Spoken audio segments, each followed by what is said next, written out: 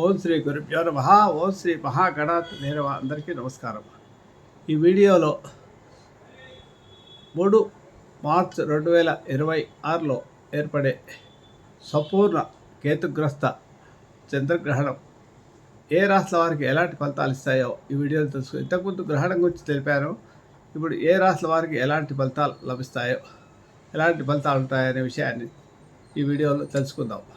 ముఖ్యంగా ఈ గ్రహణం వల్ల 45 రోజుల పాటు, అనగా సుమారు 3 నెలలు కూడా ఉంటాయి. కొన్ని శాస్త్రాల ప్రకారం మామూలుగా ఫలితాలు ఉంటాయి. కాబట్టి ఈ రాశిలో ఈ గ్రహణం ముఖ్యంగా సింహరాశిలో పూర్వ ఫల్గుణ నక్షత్రంలో ఏర్పడుతుంది. దీనివల్ల ఇబ్బంది పడే రాశులు ముఖ్యంగా పూర్వ ఫల్గుణ నక్షత్రం వాళ్ళు సింహరాశి వారు, ముఖ్యంగా మకర రాశి, కన్యా రాశి, అలాగే వృషభ రాశి వారికి అర్ధాష్టమంలో గ్రహణ దోషం ఉంది. మకర రాశి వారికి అష్టమ స్థానంలో గ్రహణం ఏర్పడడం వల్ల దోషం ఏర్పడుతుంది. కన్యా రాశి వారికి వ్యయ స్థానంలో ఏర్పడడం వల్ల ఇబ్బంది అవుతుంది. మిగతా రాశుల వారికి అంత ఇబ్బంది ఉండదు. అయినా కూడా కర్కాటక రాశికి కూడా కొంత కుటుంబ స్థానంలో ఉంది కాబట్టి కొంత ఇబ్బందికర పరిస్థితులే ఉంటాయి. ఇకపోతే దీని గురించి పూర్తి వివరణ ఒక్కొక్క రాశి విషయాల్లో ఎలా ఉంటుందో తెలుసుకుందాం. ముఖ్యంగా ఈ గ్రహణము చంద్రగ్రస్త గ్రహణం కాబట్టి, చంద్రగ్రహణము కేతుగ్రస్త గ్రహణం కాబట్టి చంద్రుడితో ముడిపెట్టి ఉంది. కాబట్టి చంద్రో మనసో జాతః అన్నారు. చంద్రుడు మనఃకారకుడు. ఈ గ్రహణం వల్ల ఇబ్బంది పడేది ముఖ్యంగా మనసే. ముఖ్యంగా ఈ గ్రహణం పూర్వ ఫల్గుణ నక్షత్రంలో ఏర్పడుతుంది. పూర్వ ఫల్గుణ నక్షత్రం అంటే శుక్రుడు నక్షత్రం. శుక్రుడు అంటే విలాసాలకు, సంతోషాలకు, ఆనందాలకు కారకుడు. అలాంటి చంద్రుడు నక్షత్రంలో కేతుగ్రస్త చంద్రగ్రహణం ఏర్పడడం వల్ల మానసికమైన సమస్యలు రావడము, ఆనందాలు లేకుండా పోవడము, ఏదైనా భార్యాభర్తల మధ్య మంచి అన్యోన్యత ఉంటే వారి మధ్య ఏదో కొంత విభేదాలు ఏర్పడము, ఇలాంటి లక్షణాలు కూడా ఏర్పడే అవకాశాలు ఉంటాయి. వాహన ప్రమాదాలు కూడా జరిగే అవకాశాలు ఉంటాయి. కాబట్టి కొంత జాగ్రత్తగా ఉండడం మంచిది. అయితే ఏ రాశుల వారు ఈ గ్రహణం వల్ల ఇబ్బంది పడతారు, ఏ రాశుల వారికి ఇబ్బంది లేదు అనే విషయాన్ని ఇక్కడ తెలుసుకుందాం. ముఖ్యంగా ఈ గ్రహణము సింహరాశి వారికి, మకర రాశి వారికి, కన్యా రాశి వారికి, అలాగే వృషభ రాశి వారికి చాలా ఇబ్బందికరంగా ఉంటుంది. వీళ్ళు శాంతం చేసుకోవాల్సిన అవసరం ఉంటుంది. దానాలు కూడా చేసుకోవాల్సిన అవసరం ఉంటుంది. ఇక ఇబ్బంది లేని రాశులు అంటే ముఖ్యంగా మీనము, మిథున రాశులకు, తులారాశి, ఈ 3 రాశులకు మాత్రం ఎలాంటి ఇబ్బంది లేదు, శుభఫలితాలే ఉంటాయి. ఈ మిగతా రాశులకు మధ్యస్థంగా ఉంటుంది. మేషరాశికి, అలాగే కర్కాటక రాశికి, మరియు వృశ్చిక రాశికి కొంచెం మధ్యస్థంగా ఉంటుంది. కుంభరాశికి కూడా ఇబ్బందే ఈ గ్రహణం వల్ల. ఈ గ్రహణము ఏర్పడేది 3 మార్చ్ 2026లో ఏర్పడుతుంది. ఈ గ్రహణ సమయం ప్రారంభ సమయం 3 గంటల 20 నిమిషాలు మధ్యాహ్నము. గ్రహణ మధ్యకాలం 5 గంటల 3 నిమిషాలకు సంపూర్ణంగా ఉంటుంది. చంద్రోదయం సాయంత్రం 6 గంటల 22 నిమిషాలకు అవుతుంది. పాక్షిక గ్రహణ కాలము అంత్యకాలము 6:47 గ్రహణం విడుస్తుందన్నమాట చివరికి. ఇది గ్రహణ సమయాలు. ఈ గ్రహణానికి ముందు పట్టు విడుపు స్నానాలు చేయాల్సి ఉంటుంది. గ్రహణం ప్రారంభమైన వెంటనే స్నానం చేసి ఏదైనా చంద్రగ్రహానికి సంబంధించిన సూత్రాన్ని కానీ, కేతుగ్రహానికి సంబంధించిన స్తోత్రాన్ని కానీ జపం చేసుకోవడము, మీకు గురు ఉపదేశం ద్వారా ఏదైనా ఉంటే ఆ రకంగా స్తోత్రం చేసుకోవడము, జపం చేసుకోవడం, స్తోత్రాలు జపం చేసుకోవడం వల్ల కూడా మీకు మంచి ఫలితాలు ఉంటాయి. గ్రహణం విడిచిన తర్వాత పట్టెడు స్నానం చేయవలసి ఉంటుంది. స్నానం చేసిన నీళ్ళలో కొంత ఉప్పు, రాళ్ళ ఉప్పు వేసుకొని స్నానం చేయండి. దానివల్ల మీకు కొంత ఉపశమనం లభిస్తుంది. లేకపోతే మరుసటి రోజు ఎవరైతే చెప్పానో ఇప్పుడు ఈ రాశుల వారు ముఖ్యంగా మకరము, సింహము, వృషభము, కన్యా రాశుల వారు తప్పకుండా దానాలు ఇచ్చుకోవాల్సి ఉంటుంది. దానం వేయడంలో ఒక తెల్లని వస్త్రము, కిలోబావు బియ్యము, కిలోబావు ఉలువలు, ఒక రాగి చెంబు, చంద్రబింబము, అలాగే నాగపటకం ఉన్నది, వెండి చిన్నది, ఏదైనా మీ శక్తి కొలది తీసుకొని వాటిని ఎవరైనా సద్బ్రాహ్మణునికి దక్షిణతో సహా దానం ఇవ్వడం వల్ల మీకు ఈ గ్రహణ దోషం నుంచి ఉపశమనం లభిస్తుంది. ముఖ్యంగా ఈ గ్రహణము ఈశాన్య ప్రాంతాల్లో వాళ్ళు ఒక 50 నిమిషాల పాటు చూసే అవకాశం ఉంటుంది. ఎందుకంటే వారికి చంద్రోదయం చాలా తొందరగా అవుతుంది కాబట్టి వారు చూసే అవకాశం ఎక్కువగా అవుతుంది. మన హైదరాబాద్ ప్రాంతాల్లో చివరి దశలో మాత్రమే కొంత కనిపించే అవకాశం ఉంది. ఆంధ్ర ప్రాంతాల్లో అసలు కనిపించే అవకాశం చాలా తక్కువగా ఉంది. ఇక ఏ రాష్ట్రాల వారికి ఈ గ్రహణం వల్ల ఎక్కువ ఇబ్బంది అంటే ముఖ్యంగా సింహరాశి వారికి ఎగోయిజం ఉంటుంది కాబట్టి వీళ్ళకి ఆత్మవిశ్వాసం మీద దెబ్బ పడుతుంది. మానసిక సమస్యలు ఉంటాయి. విలాసవంతమైన జీవితం గడపాలనుకుంటారు. దాని విషయంలో కూడా ఇబ్బందులు వచ్చే అవకాశాలు ఎక్కువగా ఉంటాయి.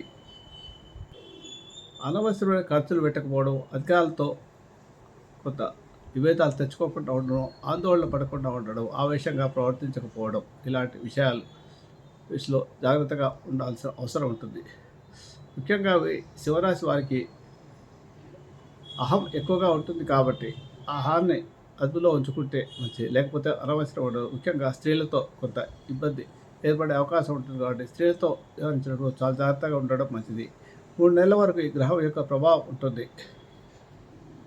ముఖ్యమైన సూచన ఏంటంటే ఏవైనా పెద్ద కార్యాలు ఉంటే వాటిని అవైనా వేసుకోవడం మంచిది. ఆవేశపడుకోవడం మంచిది. ప్రతి విషయంలో జాగ్రత్తగా వివరించడం మంచిది. దూకుడుగా ప్రవర్తించక ఉండడం చాలా అవసరం. ఇక కన్యారాశి వారికి 12వ స్థానంలో ఏర్పడుతుంది కాబట్టి 12వ స్థానం అనేది ఇన్వెస్ట్మెంట్కు, నిద్రకు, దూర ప్రయాణాలకు, విదేశాల్లో ఉండే వారికి సంబంధించి ఉంటుంది కాబట్టి పెద్ద పెద్ద ఇన్వెస్ట్మెంట్లు ఏమి చేయకుండా ఉండడం మంచిది. నిద్రలేమి ఏర్పడే అవకాశాలు ఎక్కువగా ఉంటాయి.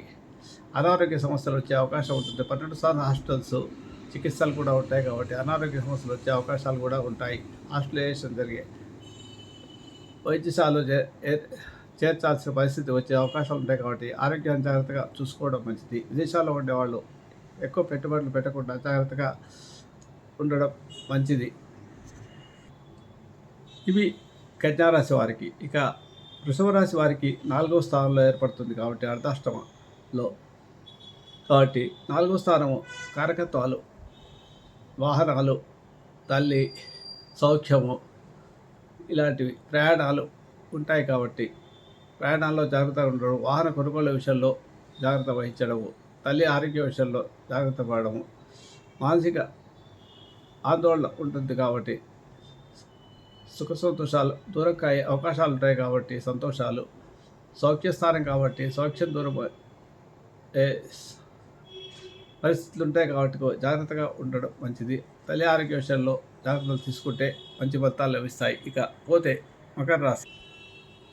ఏవైతే స్థిరాస్తులు కొనడము చేయడం విషయంలో కూడా ఈ కన్యారాశి వాళ్ళు కొంత జాగ్రత్త పడడం మంచిది. పొరపాటు జరిగే అవకాశాలు ఉంటాయి. అమ్మడంలోని కొనడంలో కానీ నష్టపోయే అవకాశం కానీ ఎక్కువ ధర పెట్టే అవకాశం కానీ ఉంటుంది కాబట్టి జాగ్రత్తగా వ్యవహరించడం మంచిది. ఇక ప్రయాణాల్లో ఇబ్బందులు కూడా వచ్చే అవకాశాలు ఉంటాయి. వాహన రిపేర్లు వచ్చే అవకాశాలు ఉంటాయి కన్యారాశి వారికి. ఇక మకర రాశి వారికి అష్టమంలో ఏర్పడుతుంది. అష్టమం అంటే ఇన్వెస్ట్మెంటు, అనారోగ్య సమస్యలు, మరణానికి సంబంధించింది ఉంటుంది కాబట్టి దూర బంధువులు ఎవరైనా బంధువర్గంలో మరణ సూచకం వినాల్సిన పరిస్థితి రావడం కానీ లేదా వీరికి అనారోగ్య పరిస్థితులు ఏర్పడడం కానీ, అనవసరంగా ఇన్వెస్ట్ చేయడంలో నష్టపోవడం కానీ, ధర విషయాల్లో ఆస్తులు కొనడంలో అమ్మడంలో కూడా ఇబ్బందులు వచ్చే అవకాశాలు ఉండడం అని ఇన్వెస్ట్మెంట్లలో నష్టపోయే అవకాశాలు వచ్చే అవకాశం ఎక్కువ ఉంటుంది. వీళ్ళు ఎక్కువగా మంత్రశాస్త్రం రీసెర్చ్ చేసే వాళ్ళకు చాలా బాగుంటుందని చెప్పవచ్చు ఈ విషయంలో. ముఖ్యంగా ఇది ఇన్సూరెన్స్కు సంబంధించిన భావం కాబట్టి ఇన్సూరెన్స్ ఏదైనా క్లెయిమ్ చేస్తే అది రాకుండా ఆగిపోవడము, రావాల్సిన ధనం ఎక్స్పెక్ట్ చేసిన అమౌంట్ మీరు ఏదో ఒక సోర్స్ ద్వారా మీకు డబ్బు వస్తుందనుకుంటే ఆ డబ్బు రాకుండా పోవడము, ఆగిపోవడము, ఇలాంటి పరిస్థితులను కూడా ఈ గ్రహణం ద్వారా ఇబ్బందులు కలుగుతాయి. ఈ ఫలితాలన్నీ కూడా గ్రహణం నుంచి 3 నెలల పాటు ఉంటాయి కాబట్టి ఇక కొంత జాగ్రత్త తీసుకొని వాటి విషయంలో జాగ్రత్తగా ఉండడం మంచిది. ముఖ్యంగా ఈ మకర రాశి వారికి ఏదైనా అనారోగ్య సమస్యతో బాధ పెట్టే అవకాశాలు ఎక్కువగా ఉంటాయి కాబట్టి ముఖ్యంగా ఈ సింహరాశి, కన్యారాశి, వృషభ రాశి, మకర రాశి వారు శాంతులు చేసుకోవడం, దానాలు చేసుకోవడం చాలా అవసరము. ముఖ్యంగా 3 గంటల 20 నిమిషాల పాటు ఈ గ్రహణ సమయం ఉంటుంది కాబట్టి ఈ సమయంలో మంచి అవకాశం ఉంది కాబట్టి ఏదైనా గురోపదేశం ఉంటే దానికి సంబంధించిన జపాలు చేసుకోవడం కానీ, లేదా విష్ణు సహస్ర పారాయణము, నమ్మకం రుద్రం చదువుకోగలిగిన వాళ్ళు, లేదా ఓం నమ శివాయ, ఓం శ్రీమాత్రే నమః, లలితా సహస్రనామం చదువుకోవడం కానీ సద్వినియోగం చేసుకొని ఈ సమయంలో ఈ రకంగా మంత్రోచ్చారణ చేసుకోవడము, స్తోత్రాలు పారాయణ చేసుకోవడం వల్ల మీకు ఇబ్బందులు రాకుండా, భవిష్యత్తులో ఎలాంటి ప్రమాదాలు జరగకుండా ఆ భగవంతుని యొక్క అనుగ్రహం లభిస్తుంది. తప్పకుండా వీరు ఈ శాంతులు దానాలు చేసుకోవడము, మంత్రజపం చేసుకోవడము, స్తోత్ర పారాయణ చేసుకోవడం ఈ సమయంలో చాలా అవసరం. పట్టు విడుపు స్నానాలు తప్పకుండా చేయాలి. అలాగే స్నానం చేసే ముందు ఓం నమో భగవతే వాసుదేవాయ, ఓం నమో నారాయణాయ అనుకోవడం కానీ, కేశవనామ స్నానాలు, స్నానాలు, ఓం కేశవ అష్టానంత గోవిందాయ నమః అనే నామాన్ని కానీ జపం చేస్తూ స్నానం చేయడం వల్ల మంచి ఫలితాలు ఉంటాయి. ముఖ్యంగా దానం ఇవ్వాల్సిన వస్తువులలో ఓ తెల్లని వస్త్రం కానీ, తెల్లని పంచ కానీ ఇస్తూ, కిలోంబావు బియ్యము, కిలోంబావు ఉలువలు, ఒక రాగి చెంబు, మరియు అలాగే నాగపడిగ వెండిది చంద్రబింబము, వెండి నాగపడిగ శక్తి కొద్దీ తీసుకొని దాంట్లో నెయ్యి, ఉప్పు, ఒట్టిమిరపకాయలు, 2 కూరగాయలు స్వయంపాకంలాగా చేసి ఏదైనా బ్రాహ్మణ్కి దక్షిణతో సహా దానం చేయడం వల్ల మంచి ఫలితాలు లభిస్తాయి. ఇది వాళ్ళు తప్పకుండా చేయాల్సినది 4 రాశుల వారు. ఇక మేషరాశి వారికి ముఖ్యంగా పంచమ స్థానంలో ఏర్పడుతుంది కాబట్టి, పంచమ స్థానం అనేది సంతానానికి సంబంధించింది, ప్రేమ వ్యవహారాలకు సంబంధించింది, ఇన్వెస్ట్మెంట్కి సంబంధించింది, ఉన్నత విద్యకు సంబంధించింది. కాబట్టి ఈ విషయాల్లో ఇబ్బందులు వచ్చే అవకాశాలు ఉంటాయి. కాబట్టి ఇన్వెస్ట్మెంట్ చేసే విషయాల్లో జాగ్రత్తగా ఉండడము, సంతానం విషయంలో కొంత జాగ్రత్త వహించడము మంచిది. ప్రేమ వ్యవహారాలు బెడిసికొట్టే అవకాశాలు ఉంటాయి కాబట్టి జాగ్రత్తగా వ్యవహరించడం మంచిది. ఈ మిగతా రాశుల వారు మాత్రం ఈ గ్రహణ సమయంలో ఏదైనా మంత్రోచ్చారణ కానీ, స్తోత్రనామ జపం కానీ చేసుకుంటే మంచిది. ఇక ధనుసు రాశి వారిని పరిశీలిస్తే వారికి భాగ్యంలో ఏర్పడుతుంది ఈ గ్రహణం. భాగ్యం అంటే హైయర్ స్టడీస్, విదేశీయానాలు ఏర్పడతాయి. పెద్దవాళ్ళ ఆరోగ్య విషయము, తండ్రి లాంటి వారి ఆరోగ్య విషయం, వారితో ఈ విషయాల్లో జాగ్రత్త పడాల్సి వస్తుంది. విదేశానికి ప్రయత్నాలు చేస్తుంటే అవి పెడిసికొట్టే ప్రమాదాలు ఉంటాయి. హైయర్ ఎడ్యుకేషన్ కొరకు అప్లై చేసినప్పుడు అనుకున్న సీట్ రాకుండా పోవడం కానీ ఇలాంటివి జరిగే అవకాశాలు ఎక్కువగా ఉంటాయి. అలాగే తండ్రి యొక్క ఆరోగ్య విషయాల్లో కూడా ఇబ్బందులు వచ్చే అవకాశాలు ఉంటాయి. కాబట్టి కొంత జాగ్రత్తగా ఉండడము, విష్ణు సహస్ర పారాయణ చేసుకోవడము, ముఖ్యంగా భాగ్యస్థానం కాబట్టి శుక్రుడు ఉన్నాడు కాబట్టి లక్ష్మీ అష్టోత్తరంతో సహా, కేతుకు సంబంధించిన, చంద్రుడికి సంబంధించిన నవగ్రహ స్తోత్రాలు పారాయణ చేసుకోవడం మంచిది. 3 గంటలు సమయం. ఇంకా ముఖ్యంగా కర్కాటక రాశి వారికి కుటుంబ స్థానంలో ఏర్పడుతుంది కాబట్టి, కుటుంబ స్థానం అంటే వాక్స్థానము, ధనస్థానము సంబంధించింది కాబట్టి, ఇంకోటి మనం తినే ఆహారానికి సంబంధించిన స్థానం కూడా అవుతుంది కాబట్టి ఫుడ్ పాయిజనింగ్ జరిగే అవకాశాలు ఎక్కువగా ఉంటాయి. ధన విషయాల్లో కొద్దిగా జాగ్రత్తగా ఉండడం మంచిది. మీ బంగారం లాంటి వస్తువులను జాగ్రత్తగా ఉంచుకోవడం మంచిది. మీరు మాట్లాడే విషయంలో నోరు పారేసుకోకుండా ఉండడం కూడా మంచిది. దానివల్ల కూడా ఇబ్బందులు వచ్చే అవకాశాలు ఉంటాయి. ఈ రకంగా కంటికి సంబంధించిన శుక్రుడి నక్షత్రం ఏర్పడుతుంది. అది కంటికి సంబంధించిన సమస్యలు వచ్చే అవకాశాలు కూడా ఉంటాయి. కాబట్టి జాగ్రత్తగా ఉండడము, ఈ సమయంలో మీరు ఆదిత్య ఉదయ పారాయణం చేసుకోవడము, గ్రహణ సమయంలో ముఖ్యంగా శుక్రగ్రహానికి సంబంధించిన స్తోత్రాలు, విష్ణు సహస్రనామ పారాయణము, నమ్మకము చమకము లాంటివి చేసుకోవడము, చంద్రగ్రహానికి సంబంధించిన నవగ్రహ స్తోత్రాలు జపం చేసుకోవడం చాలా అవసరము ఈ కర్కాటక రాశి వారికి. ఇక కుంభరాశి వారికి సప్తమ స్థానంలో ఏర్పడుతుంది. సప్తమ స్థానం అంటే భార్యాస్థానము, భార్యాభర్త స్థానం అవుతుంది. అలాగే వ్యాపార భాగస్వాములు, సమాజంలో వ్యక్తులు అవుతారు. కాబట్టి మీరు చేసే వ్యవహారాల్లో జాగ్రత్తగా ఉండడం మంచిది. కొత్త వ్యాపారాలు ప్రారంభించకపోవడం మంచిది. ఎవరితో ఎదుటి వ్యక్తితో వ్యవహారం చేసేటప్పుడు కొంత మీరు జాగ్రత్తగా వ్యవహరిస్తున్న వల్ల ఇబ్బందులు రాకుండా ఉంటాయి. భార్యాభర్తలు మనస్పర్ధలు వచ్చే అవకాశం ఉంటుంది కాబట్టి ఎక్కువగా గొడవలకు వెళ్లకుండా జాగ్రత్తగా ఉండడం మంచిది. వివాహ సంబంధాల విషయంలో ఎవరైతే ప్రయత్నం చేస్తారో వారికి బెడిసికొట్టే అవకాశాలు ఉంటాయి. కాబట్టి ఈ 3 నెలల వరకు వివాహ ప్రయత్నాలు ఏవి చేయకుండా ఉండడం మంచిది, ముఖ్యంగా కుంభరాశి వాళ్ళు. ఆ తర్వాత ప్రయత్నం చేస్తే వారికి అనుకూలత ఏర్పడే అవకాశాలు ఉంటాయి కాబట్టి వివాహ సంబంధాల విషయంలో ఇబ్బందులు రాకుండా ఉండాలంటే 3 నెలల వరకు ఎలాంటి ప్రయత్నాలు చేయకుండా ఉండడమే మంచిది. మీరు కూడా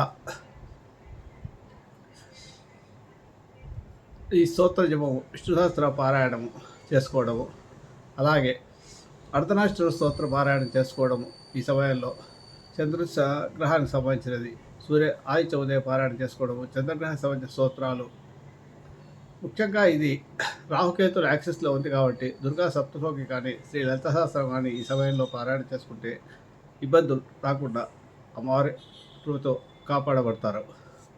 ఇక వేరాశి వారికి 6వ స్థానంలో ఏర్పడుతుంది కాబట్టి 6వ స్థానం అంటే శత్రువులు, రుణాలు, బాధలు ఇవన్నీ వీటిల్లో విజయం లభిస్తుంది. కోర్టు కేసుల్లో విజయం లాగించే అవకాశం ఉంటుంది. అయినప్పటికీ ఏలినాటి శని ప్రభావం ఉంది కాబట్టి కొన్ని విషయాల్లో ఇబ్బందులు వచ్చే అవకాశాలు ఉంటాయి కాబట్టి వీరు కూడా దక్షిణామూర్తి స్తోత్ర పారాయణం చేసుకోవడము, లక్ష్మీ స్తోత్రము, విశ్వస్త్ర పారాయణ చేసుకోవడం వల్ల ఇబ్బందులు రాకుండా ఉంటాయి. గ్రహణ సమయంలో వీళ్ళు దానాలు చేయాల్సిన అవసరం. ఇక వృశ్చిక రాశి, తులారాశి, ముఖ్యంగా మిథున రాశి వారికి ఎలాంటి ఇబ్బంది లేదు. వీరికి అన్ని రకాల శుభఫలితాలే ఉంటాయి. ఇవి ఈ గ్రహణ సంబంధించిన విషయాలు. కాబట్టి పట్టుబట్టి స్నానం చేయండి. గర్భిణీ స్త్రీలు జాగ్రత్తగా నియమాలు పాటించి ఉండండి. సంపూర్ణ చంద్రగ్రహణం కాబట్టి కొంత జాగ్రత్తలు తీసుకోవడం మంచిది. ముఖ్యంగా గర్భిణీ స్త్రీలు ప్రతి ఒక్కరు కూడా గ్రహణం అయిన తర్వాత మరుసటి రోజు జంజం కూడా యజ్ఞోపవీతాన్ని మార్చుకోవాల్సిన అవసరం కూడా ఉంటుంది. శుభమస్తు.